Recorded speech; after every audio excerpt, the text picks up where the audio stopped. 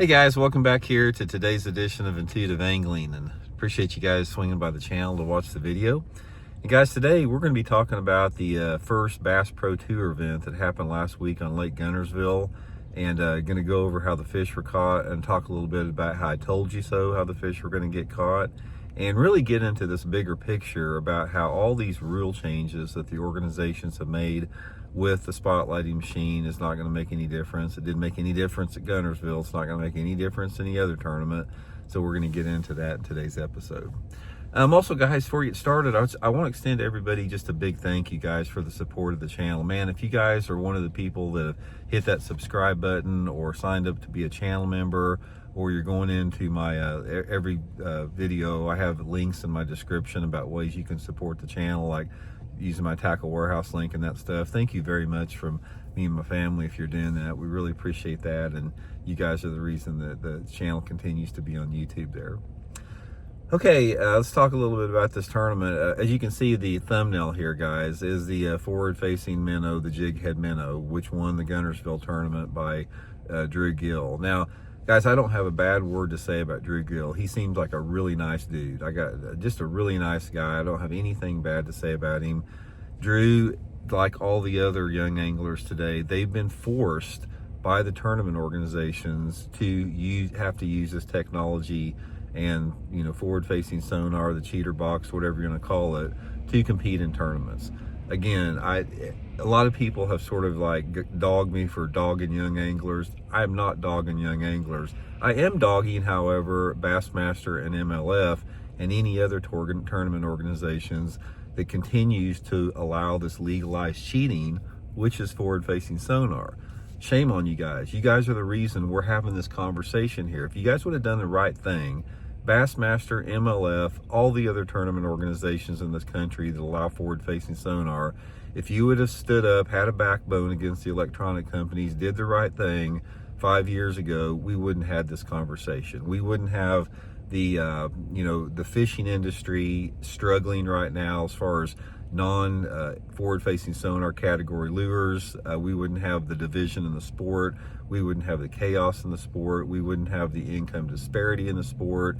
We wouldn't have a sport where all of the veterans are getting kicked aside out and, you know, being replaced by people that don't have hardly any experience, you know, but they are very adept at using forward-facing sonar. We wouldn't have any of the negativity that is in the sport right now. So it is the fault of the tournament organizations.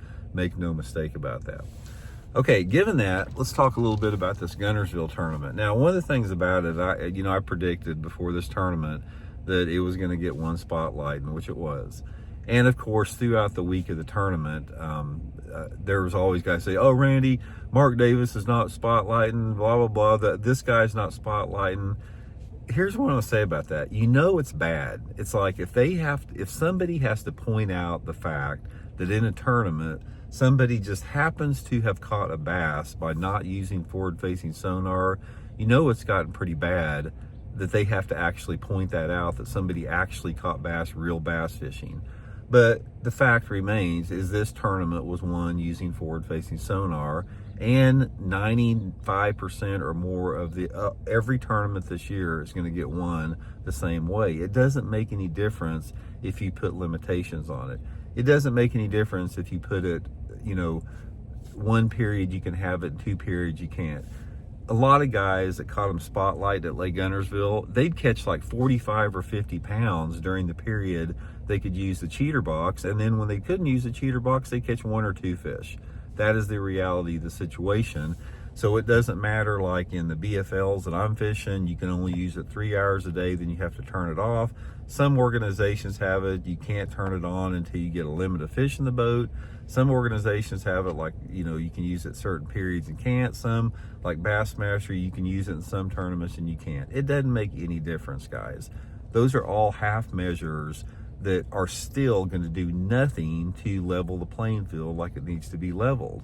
You can't have it both ways. You can't try to suck up to the electronic companies, you know, and their, you know, millions and millions of dollars they're making on profit from what they've done to the sport with forward-facing sonar, and still try to be complacent or still try to satisfy the outrage of the majority of the public has about the intrusion of forward-facing sonar in our sports. You can't have it both ways. Sometimes in life you've got to do the right things. It's like, you guys hear me relate everything to politics so much because it's politics is a macrocosm of the microcosm we live in. And it's the same thing, guys. You take your average politician, I don't care if it's a state senator, if it's a local zoning and planning commission dude, if it's a U.S. senator, a U.S. congressperson, just follow the damn money. It's like, look who put them there. Who is their major donors? Who is their campaign contributors? And then you correlate that with how they vote. It's like, they will vote the way that the money got them there, and they will vote against their integrity and their morals and their ethics, and they will not do the right thing simply because they're beholding the money. And that's what we've seen with the tournament organizations in correlation with the electronic companies, in my opinion.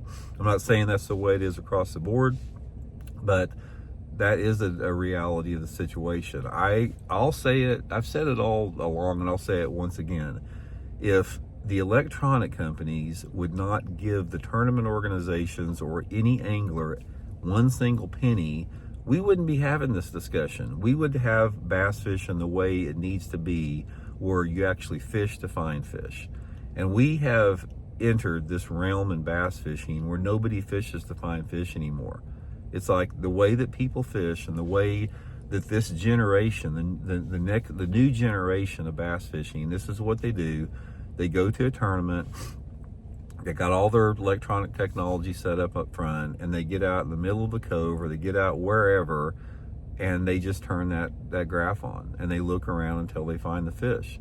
And I've heard it many times. It's like, you've heard some of the most famous spotlighters out there, well, I can't catch them if I can't see them on the the spotlighting machine.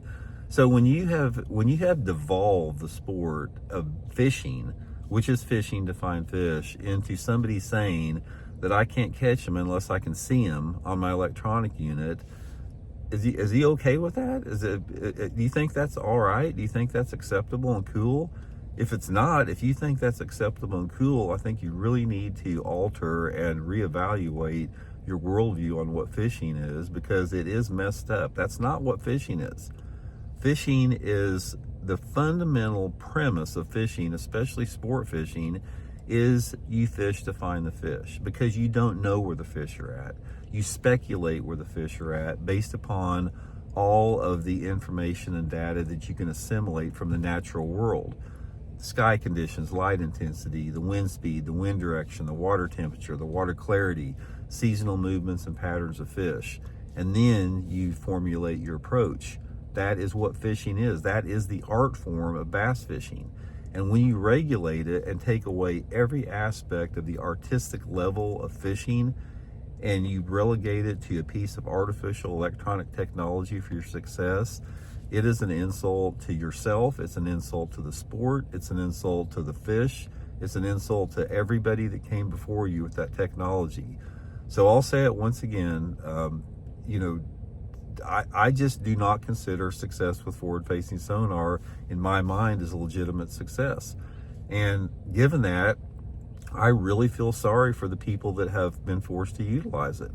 The normalcy that we have had and we've seen about people being forced to use electronic technology to compete is disgusting. It's a disgusting display of disrespect for the sport that is completely perpetuated by the tournament organizations.